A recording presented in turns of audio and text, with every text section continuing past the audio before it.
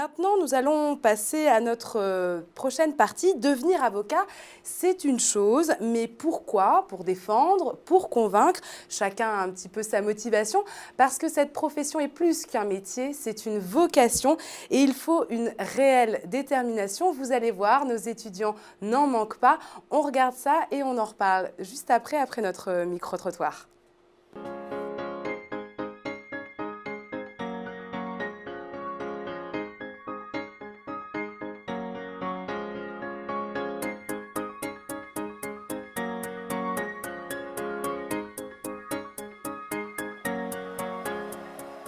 Parce que je supporte pas l'injustice. J'aime bien défendre les gens, je suis toujours la première à parler pour les autres et voilà, j'aime bien le contact avec les gens. J'arrive pas à me défendre moi-même, mais j'aime défendre les autres. J'aime quand quelqu'un me demande aide-moi, aidez-moi. Là, je me sens un peu plus forte, quoi. Dès les premiers jours à l'école, on nous a rappelé le serment d'avocat qu'on va prêter donc en 2015 si tout va bien. Et on nous a demandé d'être humain et de ne pas changer notre façon d'être. Et je crois que ça, c'est très important. Qu'on se place du côté d'une des parties ou de l'autre, forcément, il y a toujours un point de vue qui a raison et c'est pas tout le temps celui qu'on croit. Je trouve qu'en tant qu'avocat, ce qui est touchant, c'est de voir que les gens vous confient leurs problèmes et attendent de vous une solution efficace et surtout de défendre au mieux leurs intérêts parce que parfois, il y a de l'humain aussi. Et ça fait rêver quand on a envie d'y être.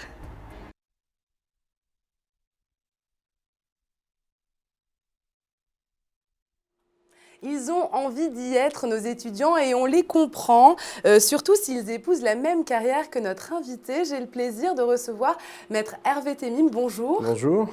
Alors merci de nous avoir rejoints pour cette dernière partie d'émission.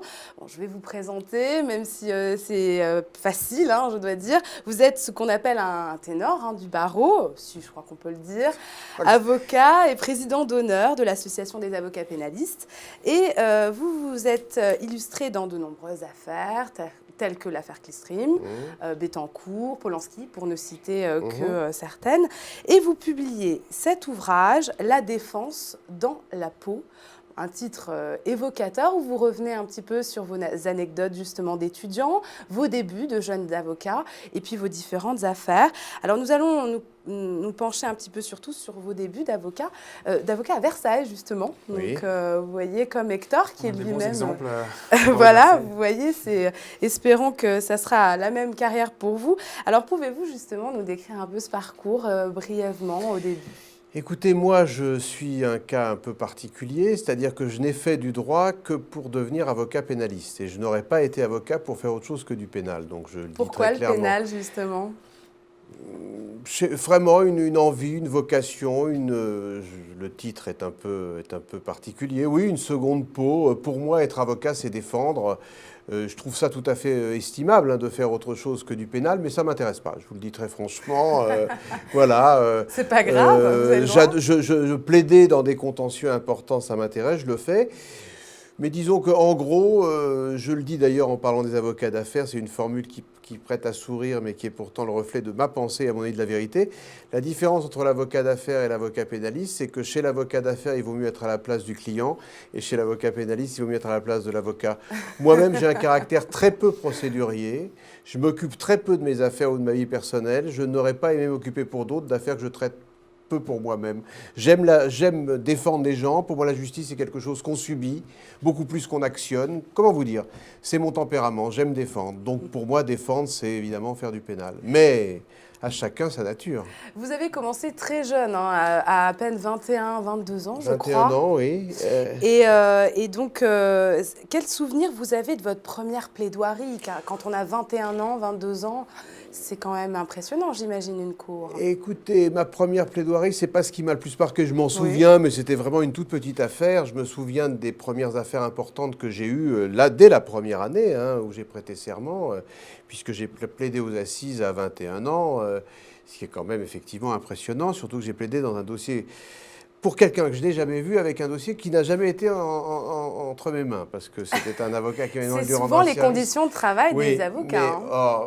Pour ceux qui sont en comparution immédiate. Ah oui, mais pas aux assises. En comparaison immédiate, vous avez accès au dossier. Non, écoutez, je dis ça d'ailleurs parce que je pense que j'étais, en étant totalement inconnu, un avocat beaucoup plus intéressant que je ne suis dans mes premières années d'exercice. J'ai eu un démarrage très rapide, très précoce et j'ai eu la chance d'avoir une vocation, mais qui s'est transformée en véritable rêve éveillé quand j'ai commencé. Donc, je ne pourrais pas vous dire que j'ai été impressionné. Je crois qu'au début, j'étais absolument passionné, fasciné, obsédé, envahi, mais je n'étais pas peut-être tellement conscient du caractère concret de ce que je faisais, donc finalement, j'avais moins peur qu'aujourd'hui. Est-ce que vous, Hector, vous avez peut-être des questions même à poser à Maître J'ai Temim? plusieurs questions, notamment, vous dites dans votre livre qu'il faudrait mettre en place une formation à la défense pénale au sein des barreaux. Est-ce que vous pouvez nous en dire un peu plus sur votre idée? Moi, je pense, si vous voulez, je dis ça dans mon livre à un moment où je parle sans prétention d'une réforme possible de la justice. Ce que je constate quand on quitte la France, et particulièrement quand on est à Paris, mais moi j'ai commencé à Versailles, j'adore le barreau de Versailles et tous les barreaux français. Quand on est en dehors de chez soi, on s'aperçoit qu'on a une réputation insensée. Les avocats étrangers considèrent que la France est le pays des droits de l'homme. L'histoire du barreau est très riche. On a une histoire du barreau extrêmement riche par rapport à la plupart des pays du monde. Donc on a une réputation extraordinaire. Et moi, je trouve que dans ces conditions, on devrait être à la hauteur de notre réputation, particulièrement au barreau de Paris, qui lui est vraiment qui devrait être le fleuron pour moi de la défense européenne, voire mondiale. Donc je crois qu'on devrait mettre en place effectivement une organisation de la défense pénale d'urgence, des commissions d'office, qui serait telle qu'elle remplirait un objectif de qualité au-dessus de tout soupçon et qui serait évidemment entourée et précédée d'une formation de haut niveau faite, si possible, par des pénalistes chevronnés.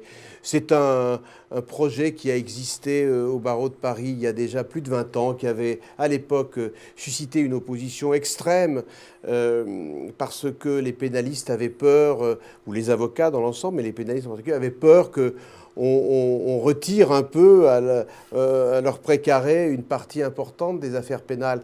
Mais il faut avoir l'honnêteté de comprendre que c'est inévitable et simplement être en mesure de demander au pouvoir public, en période de crise c'est difficile, une revalorisation du montant des commissions d'office. Et comment est-ce que vous recrutez vos stagiaires? Est-ce que vous exigez qu'il y ait Il y a une candidature peut-être un M2 en particulier? Absolument ou est-ce pas. que c'est vous qui vous en occupez? Est-ce que c'est un de vos associés à qui vous déléguez cette tâche-là? Ou est-ce que c'est vraiment vous qui... On est déjà très nombreux dans mon cabinet pour un pénaliste. Non, à vrai dire, pas forcément moi. Non, j'ai plusieurs associés qui sont d'anciens collaborateurs et un associé en particulier qui s'occupe de ça avec moi. Moi, je suis assez... Si vous voulez, j'entendais la deuxième partie de l'émission. Donc moi, franchement, le Master 2, etc., je m'en moque. Je pense que des gens peuvent avoir fait du droit des affaires à la faculté et en fait avoir envie d'être pénaliste. Et inversement. Non, j'apprécie, pour ne rien vous cacher, j'aime bien que les gens aient fait autre chose que du droit. C'est-à-dire quoi, par exemple? Par exemple, Sciences Po, ou des choses de cette nature, une licence de philosophie, d'histoire, je ne sais pas, qu'ils aient un esprit un peu ouvert à autre chose qu'au droit. J'aime bien qu'ils ne soient pas trop vieux. Je trouve que c'est bien de commencer jeune. C'est peut-être une référence à ma propre expérience. Et puis, je crois que c'est une question vraiment de... Je me suis presque jamais trompé parce que j'ai eu des collaborateurs formidables. C'est une question de feeling, comme disait la chanson. Qu'est-ce que vous attendez comme qualité, peut-être, ne serait-ce que... La première qualité que j'attends, c'est l'ambition, dans le meilleur sens du terme, la vocation, l'envie. Et ensuite, la deuxième qualité que j'attends, c'est la conscience professionnelle, le désir... Vous savez, à part ça, qu'est-ce qu'un bon avocat? Moi, je crois que tout est d'abord une question d'intelligence et d'humanité. Hein. Il ne faut pas être prétentieux à lister les qualités de l'avocat, parce que c'est presque celle de l'homme ou de la femme idéale. Mais bon, évidemment qu'il vaut mieux savoir raisonner, être capable de comprendre non seulement les raisonnements ou les problèmes juridiques les plus complexes, mais surtout ce qu'il y a de plus difficile humainement à décrypter. C'est tellement personnel, le métier d'avocat pénaliste, que... Qu'est-ce que vous voulez que je vous dise? Dans votre ouvrage, justement, vous dites que, et je vous cite là, j'ai conservé une vision enfantine de mon métier. Tout à fait. Est-ce que vous pouvez nous en dire plus justement sur cette vision enfantine qu'il faut garder peut-être, qu'il faut savoir garder? Je ne sais pas s'il faut la garder parce que certains de mes clients ou d'éventuels clients me reprochent cette vision enfantine parce que je ne suis pas... Si vous voulez, je crois que ce qu'il y a de positif là-dedans, c'est que je n'ai aucune forme de cynisme. Et tous les grands avocats que je connais, auxquels j'aimerais ressembler, sont des gens qui n'ont aucune forme de cynisme. Il y a des avocats remarquablement intelligents, parfois très connus, qui sont des cyniques. Ce ne sont pas vers eux que va mon admiration. Le côté un peu plus négatif, c'est qu'effectivement, moi je fais partie des gens, peut-être un peu naïfs, qui croient à la vérité du terrain. C'est-à-dire que moi, ce qui m'intéresse, c'est d'essayer de faire valoir mes arguments en l'emportant sur l'accusation ou sur l'adversaire. Je ne suis pas du tout un avocat de couloir, un avocat d'influence, et même si je me fais assez peu discret, j'ai développé dans mon livre une théorie courte qui expose le fait que je crois peu à la défense médiatique. Voilà, je connais peu d'exemples de défense médiatique qui est gagnée judiciairement. Je pense que l'expression médiatique d'une défense, elle sert surtout à nourrir d'autres desseins que la victoire judiciaire. Et parfois, ces buts sont non seulement estimables, mais ils sont nécessaires. Il y a des moments où il faut absolument défendre l'image d'un homme qui est à terre ou donner envie au juge de nous donner raison en ayant une expression médiatique qui va dans ce sens. Mais j'ai beaucoup travaillé à cette question sur un plan judiciaire, si j'ose dire, parce que j'ai failli écrire un livre exclusivement dédié à ça. Il n'y a pas vraiment d'exemple de défense médiatique qui est vaincu. Dans votre livre, vous dites justement que Jérôme Kerviel, lui, paye un petit peu son trop-plein de communication. J'ai donné l'exemple de Jérôme Kerviel. Donc le trader, je rappelle. Pourquoi je donne l'exemple de Jérôme Kerviel? Parce que je crois, je ne connais pas le dossier, et vous savez, et j'ai dit quelque chose qui, pour moi, est très important. C'est que l'époque, il y a une telle médiatisation autour de la justice, puis les avocats, regardez-moi ici, on aime tellement... Surtout les pénalistes. Les avocats pénalistes. C'est important voilà. qu'ils parlent aux médias. Tout le monde s'exprime sur tout, y compris sur les dossiers des autres. Moi, j'aime pas parler de dossiers que je ne connais pas. Je parle de Kerviel, pourquoi? Parce qu'à mon avis, il a gagné sa défense sur le terrain médiatique. Je pense qu'il a convaincu de larges parties de l'opinion publique que, en tous les cas, dans la pire des hypothèses, la Société Générale n'était pas blanc-bleu. Hein. Bon. Il y a donc deux terrains. En revanche, et c'est pour ça que j'en ai parlé, je ne dis pas que son exposition médiatique a pu le mettre en danger sur un plan judiciaire. Je dis, parce que ce jugement m'a vraiment stupéfait, que le jugement en première instance a, pour motiver la peine sévère qui lui a été condamnée, stigmatisé sa défense médiatique, y compris pendant le procès. C'est vous dire... Il y a vraiment deux terrains. Alors le moi, terrain médiatique et le terrain ce qui m'intéresse le plus, c'est le terrain judiciaire. Bien sûr. Alors, beaucoup de questions pour vous, Maître Temim. Nous en avons sélectionné certaines. On en parle tout de suite dans notre boîte à questions.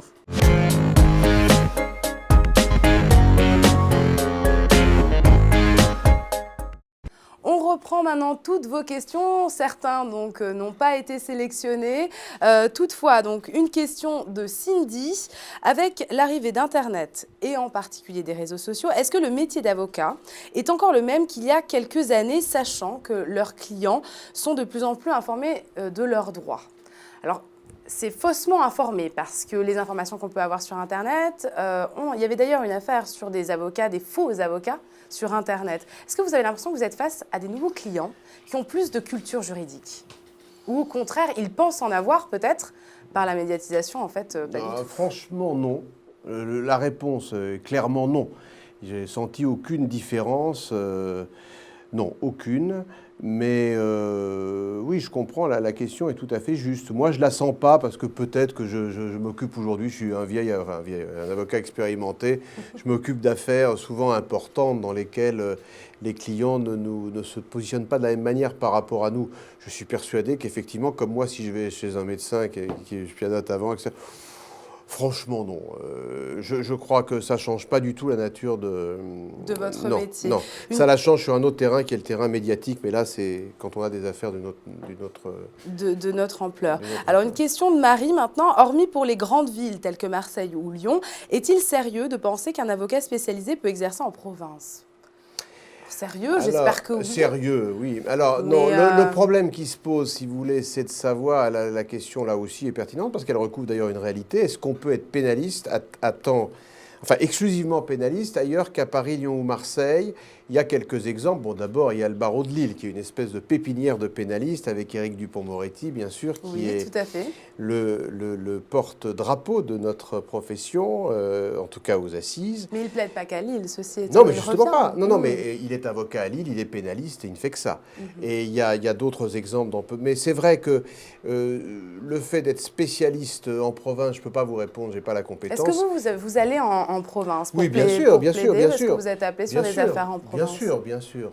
On parlait du barreau de Versailles, Jean-Yves Viennat. Alors, Versailles n'est pas la province, mais Versailles, c'est une banlieue d'un genre particulier. Donc, Jean-Yves Viennat est un avocat qui, depuis des années, a une audience nationale. Donc, moi-même, je suis souvent appelé, comme tous les avocats de Paris, à la province. Non, c'est vrai qu'être pénaliste, si on veut ne faire que du pénal, oui, Paris, Lyon, Marseille, et sinon, bon, à Lille, il y a des individualités assez fortes. Mais ce n'est pas facile. Alors, c'est une question de Johanna, y a-t-il pour vous de bons avocats, mais de mauvais plaideurs?